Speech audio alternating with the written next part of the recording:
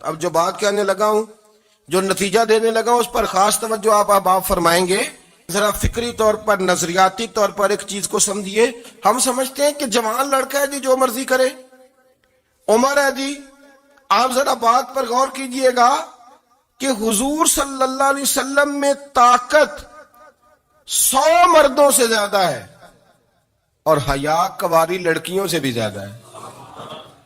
ذرا اس بات کا تقابلی جائزہ کیجئے گا کہ طاقت 100 مرد سے زیادہ ہے لیکن حیا کواری لڑکی سے بھی زیادہ ہے.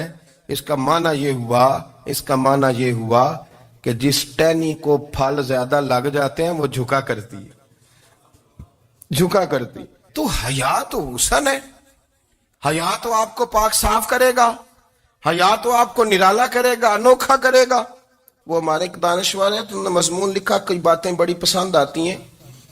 وہ کہتے ہیں کہ میری اہلیہ، ان کو بھی کسی نے مس گائیڈ کر دیا تھا، حالانکہ اچھی خاتون ہے، کسی نے مس گائیڈ کر دیا. تو وہ بھی سماجی اور ویلفیئر اور یہ خواتین کو شوق ہوتا نا بننے کا، تو وہ بھی سماج کے اندر اچھا مقام تلاش کرنے کے موڈ میں آ گئی. تو کہیں ایک دن جانا تھا تو بڑی بن سور کے میرے ساتھ وہ گاڑی میں بیٹھ گئی. تو میں گاڑی میں، عورتوں کو یہ بھی مسئلہ ہوتا ہے نا کہ ہماری تعریف کرو، تو کئی دفعہ بعد مردوں بیچاروں کو جھوٹ بولنا پڑتا ہے، تو زبردستی کراتی ہیں نا جی. تو اس میں گنجائش بھی دی ہے شریعت نے گنجائش دی ہے کہ کبھی بیوی کو راضی کرنے کے لیے خلاف واقعہ بات کرنی پڑے تو کر لینی چاہیے.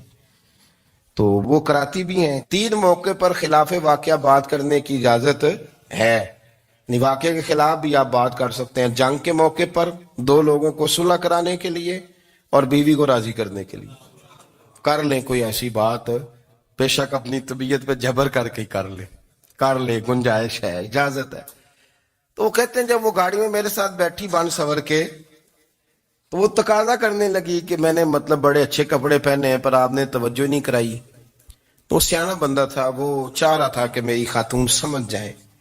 وہ کہتے ہیں مجھے پتا تھا کہ بیچاری مس گائیڈ ہو گئی ہے، دل کی بڑی اچھی ہے، سیانی ہے، لیکن اس کو کچھ خواتین نے، کچھ لوگوں نے مل کے اس کو ذہن غلط کر دیا ہے کہ سماج میں نکلو، باہر جاؤ، کام کرو، فلاں کرو، اپنی مرضی سے جیو.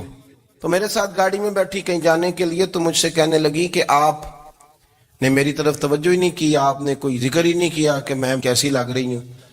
تو وہ کہتے ہیں میں نے اسے کہا کہ اگر تو ناراض نہ ہو تو پھر میں صحیح والی تعریف کر دوں. تو اس نے کہا کہ آپ کر دیں. تو کہتے ہیں میں نے درد سے اور خلوص سے اپنی بیوی سے کہا، خلوص کے ساتھ. میں نے کہا میں تو روز گھر ہوتا ہوں، روز شام کو گھر ہوتا ہوں، اگر تو میرے لیے تیار ہوتی تو میں تیری تعریف کرتا، لیکن آج تو باہر جانے کے لیے تیار ہوئی، تو پھر ان سے تعریف کی امید رکھ جن کے لیے تو نے تیاری کی ہے.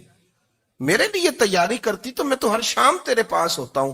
کہتے ہیں میرے لفظوں میں درد تھا تو وہ بھی رو پڑی اور کہنے لگی آپ گاڑی روک دیں، مجھے باہر جا کے کسی کو راضی نہیں کرنا، میں نے اسے راضی کرنا ہے جس کو رب کریم نے میرا شوہر بنایا ہے اور میرے لیے منتخب کیا ہے میرے ماں باپ کو. میں واپس لوٹتی ہوں. یہ ایک پہلو ہے سو لگتا ہوا، اس کو سمجھا جائے. رسول کریم صلی اللہ علیہ وسلم عرب کی کواری لڑکیوں سے زیادہ حیا والے تھے، کواری لڑکیوں سے زیادہ حضور حیا فرمایا کرتے تھے. جب خانہ کعبہ کی مکہ شریف میں تعمیر ہو رہی تھی نا، اہل عرب اس کو تعمیر کر رہے تھے، تو نبی پاک صلی اللہ علیہ وسلم اپنے چچا حضرت عباس کے ساتھ خانہ کعبہ کی تعریف میں مصروف تھے. تو عرب کے لوگ چونکہ لمبا کرتا پہنتے تھے پیروں تک، تو نیچے اگر کسی وقت کوئی چیز نہیں بھی ہوتی تھی تو کسی کو وہ نظر نہیں آتی تھی، چونکہ پردہ رہتا تھا، لمبا کرتا پہنا ہوا ہوتا تھا. تو جب بچے، سرکار کی عمر مبارک بھی ابھی تھوڑی تھی، تو اس طرح بچے جب نکلتے تو وہ کئی دفعہ اپنی تہمت اتار دیتے نیچے سے، اور کوئی مزدوری کرنے لگتے تو 3-4 طے کر کے تہمت کی کندھے پہ رکھ لیتے، جس طرح کبھی دیہاتوں میں لوگ کپڑا سر پہ رکھتے تھے کہ اوپر اگر کوئی وزنی چیز رکھیں گے تو وہ تکلیف نہیں دے گی. نبی پاک صلی اللہ علیہ وسلم بھی سب لوگوں کے ساتھ خانہ کعبہ کی تعمیر میں شامل تھے. تو حضرت عباس رضی اللہ تعالیٰ عنہ نے کہا حضور سے، ابھی اللہ نے نبوت بھی نہیں فرمایا تھا، بھتیجے آپ بھی تہمت اتاریے. یہ صحیح مسلم میں حدیث موجود. اور اس کو کندھے پہ رکھ لیجیے، آپ اینٹیں اٹھا اٹھا کے لا رہے ہیں تو ذرا آپ کو تکلیف نہیں ہوگی۔ تو سرکار دو عالم صلی اللہ علیہ وسلم سے یہ بات کہی اور پھر جلدی سے حضور کی تہمت کو نکال کے نا، حالانکہ لمبا کرتا پہنا ہوا ہے، تو وہ جیسے ہی ان کے کندھے پہ رکھا اینٹیں رکھنے کے لیے تو سرکار تو زمین پہ گر گئے، بے ہوش ہو گئے، آنکھیں آسمان کی طرف، اور پھر حضور پکار رہے ہیں آزاری آزاری آزاری، میرا تامت دے دو، میرا تامت دے دو۔ کبھی کوئی شخص اس وجہ سے بھی بے ہوش ہوا ہے کہ میرے وجود سے کپڑا اتر گیا ہے؟ حالانکہ سرکار پر وہ بے ہوشی بھی نبی پاک کا وہ جو غلبہ ہے نا شرم و حیا کا، اس کی وجہ سے ہو، ورنہ تو حضور فرماتے ہیں کہ میری آنکھیں سو جاتی ہیں، دل تو میرا اس عالم میں بھی جاگتا رہتا ہے۔ تو سرکار زمین پہ تشریف لے آئے، آنکھیں میرا تامت دے دو، میرا تامت دے دو، تو جلدی سے انہوں نے تامت دیا تو حضور نے باندھ لیا، پھر طبیعت مبارک میں تسلی ہوئی۔ یعنی ہم اس رسول کے غلام ہیں کہ جن کے تو وجود سے کپڑا اتر جائے تو حضور برداشت نہیں کرتے، قبول نہیں فرماتے، تکلیف شروع ہو جاتی۔ لیکن یہاں نوجوان ہیں اور بڑا قد کاٹ ہے اور بڑے بڑے سمجھدار لوگ ہیں، گرمی آتی ہیں تو شارٹ کپڑے پہن کے گھومتے ہیں، ان کو خیال نہیں کہ یہ وہ والا لباس ہے جو باہر تو کیا گھر میں اماں کے سامنے نہیں پہننا چاہیے، بہنوں اور بیٹیوں کے سامنے نہیں پہننا چاہیے۔ آپ کی گفتگو میں شرم و حیا ہو، آپ کے لب و لہجے کے اندر حسن ہو۔ آپ کو پتہ ہے نبی پاک صلی اللہ علیہ وسلم نے فرمایا میری امت میں سب سے زیادہ حیا کرنے والے عثمان غنی ہیں، عثمان غنی سب سے زیادہ حیا کرنے والے۔ آپ فرمایا کرتے تھے جب سے حضور کا چہرہ دیکھا ہے میں نے کبھی اپنی شرمگاہ بھی نہیں دیکھی، میں نے آنکھوں کا وضو نہیں توڑا، اور جب سے حضور کے دست مبارک میں نے بیعت کے لیے سیدھا ہاتھ بڑھایا تو پھر سیدھا ہاتھ میں نے کبھی گندگی کو نہیں لگایا۔ حیات۔ آپ باتھ روم کے اندر بھی غسل فرماتے تھے تو کپڑوں سمیت کرتے تھے۔ کسی نے کہا حضرت جی واش روم کے اندر کیوں نہیں کپڑے اتارتے؟ آپ فرمانے لگے باہر بندوں سے حیا کرتا ہوں، اندر جاتا ہوں تو رب سے حیا آنی شروع ہو جائے، وہ تو دیکھ رہا ہے نا۔ تو میں جو بات آپ کی خدمت میں عرض کرنا چاہتا ہوں اس کو آپ سمجھیے گا میرے عزیز، کہ شرم والا مزاج، گفتگو بھی شرم والی، آنکھیں بھی شرم والی، لباس بھی شرم والا، دوستی یاری بھی شرم والی، بہت ساری ایسی باتیں۔ دیکھیں نا آپ ذرا، میں نے کہا کہ باتوں کو سن کے گزر نہ جایا کریں، اس کی گہرائی پر غور کریں۔ حضور علم کا سمندر ہے، سرکار سے زیادہ علم دنیا میں کسی کے پاس موجود نہیں ہے، اور صحابہ کو موقع ملا ہوا ہے اس سمندر سے فیض لینے کا، لیکن ان کی حالت یہ ہے کہ حضرت علی المرتضیٰ فرماتے ہیں 14 دن گزر جاتے، حضور سے کچھ سوال پوچھنا ہوتا تھا پر میں شرم کے بارے نہیں پوچھ پاتا تھا۔ 14 دن بخاری شریف میں موجود ہے۔ ایک دن نبی پاک صلی اللہ علیہ وسلم نے پوچھا صحابہ سے کہ وہ کون سا درخت ہے جس کے پتے نہیں گرتے، اور وہ درخت اس طرح ہے جس طرح مومن ہوتا ہے، وہ درخت میرے مومن کی طرح بتاؤ۔ حضرت عبداللہ ابن عمر فرماتے مجھے پتا تھا کہ وہ کھجور کا درخت ہے، لیکن چونکہ ابو بکر صدیق بھی بیٹھے ہیں، عمر فاروق بھی بیٹھے ہیں، مولا علی بھی بیٹھے ہیں، عثمان غنی بھی بیٹھے ہیں، اتنے جید لوگ بیٹھے ہیں، تو مجھے حیا آتی تھی کہ میں کیوں جواب دوں۔ کہتے سرکار نے کئی دفعہ پوچھا، لوگوں نے کئی اور درخت بتائے، پر فرمایا تمہارا جواب درست نہیں ہے۔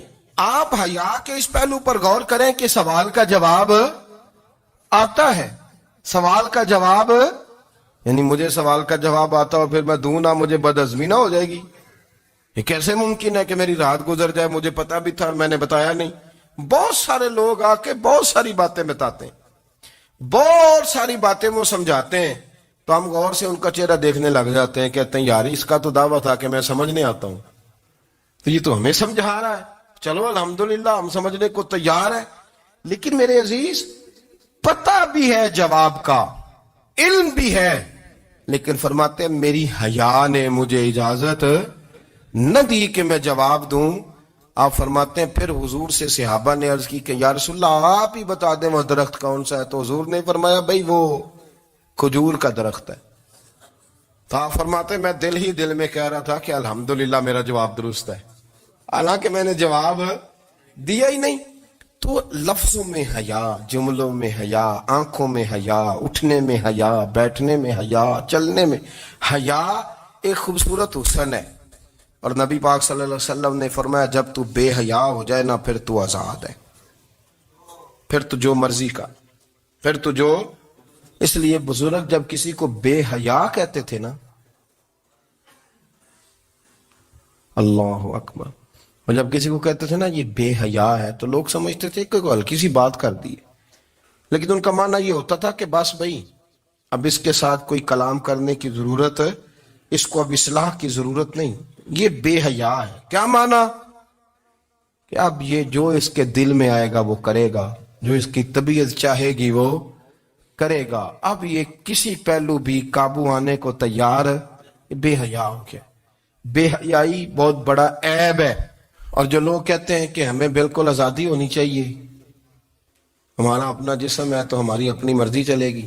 ایک وزیر صاحب ہے، پتہ نہیں میں ان کو جانتا تو نہیں، انہوں نے سینٹ میں تقریر کی ہے، میں نے ان کی بات سنی ہے. اس نے کہا نہیں نہیں بھائی، جسم رب کا ہے تو مرضی بھی تو رب کریم کی چلے گی، اور مرضی بھی اللہ کی. یہ مجھے تھوڑا سا مسئلہ ہے جسم پر، کبھی کبھی مجھے کثرت سفر سے الرجی ہو جاتی ہے. میرے ساتھ لوگ نا دل سے پیار کرتے ہیں، شاید ہی کوئی اچھا ڈاکٹر ہو جس تک میرے سنگی مجھے لے کے نہ گئے ہو، پر جسم اللہ کا ہے نا، مرضی بھی جب وہ چاہے گا صحت دے گا. کیوں کچے کاموں میں لوگ پڑ گئے، کیوں غلط لوگ سوچ میں پڑ جاتے ہیں؟ یہ اسی کا ہے. اور جب وہ چاہے گا، آپ اس بات کو اچھے طریقے سے سمجھ لیں کہ جو اپنی مرضی چوکوں چوراہوں میں کر رہے ہوتے ہیں نا، جو مرضی گندمند، وہ جانور ہوتے ہیں، وہ جانور ہوتے ہیں جو نہ چوک دیکھتے ہیں نہ گلی دیکھتے ہیں، نہ انہیں پتہ ہوتا ہے کہ جگہ کون سی ہے. وہ انسان، میں نے کہہ دیا جو میں نے کہنا تھا، میں نے کہہ دیا، وہ جانور ہوتے ہیں. اور جو کچھ انسان ہوتے ہیں نا، ان کے اندر کچھ نہ کچھ پھر شرم حیا بھی ہوتی ہے. وہ چوکوں چوراہوں میں وہ حرکتیں اور وہ کام نہیں کرتے جو جانور کرتے ہیں. ان کے لیے بڑے پردے ہوتے ہیں، ان کے لیے بڑی باتیں ہوتی ہے، ان کے لیے بڑا کچھ ہوتا ہے. جو بالکل آزاد ہو جائے، کوئی پتہ نہ ہو کس وقت کیا کہنا ہے کیا کرنا ہے، تو پھر وہ دائرہ انسانیت سے خارج ہو جاتا ہے. ہم آپ کو کیا دعوت دیں؟ آپ تو وہ باتیں کر رہے ہیں جو اسلام کا انسانیت کے حق میں بھی ٹھیک نہیں. آپ تو وہ والی باتیں کر رہے ہیں جن کا انسانیت بھی تقاضا نہیں کرتی کہ یہ باتیں ہونی چاہیے. لیکن ایک بات، میں تو جذباتی نہیں ہوتا، میں بڑے غور سے چیزوں کو دیکھتا ہوں، سنتا ہوں. اور نہ میں ان موسمی مینڈکوں کی، وہ مجھے عاتق صاحب کہنے لگے جی بڑے بڑے مولوی ایک بندے کے ساتھ بیٹھے ہوئے ہوتے تھے اور وہ روزے میں بڑے بڑے درس دیتا تھا تو وہ بھی فلانی حرکتیں کر رہا ہے. تو میں نے کہا ہم نے تو پرانا کہا تھا کہ موسمی مینڈک ہے، تو پرانے کہہ رہے ہیں کہ اداکار ہے.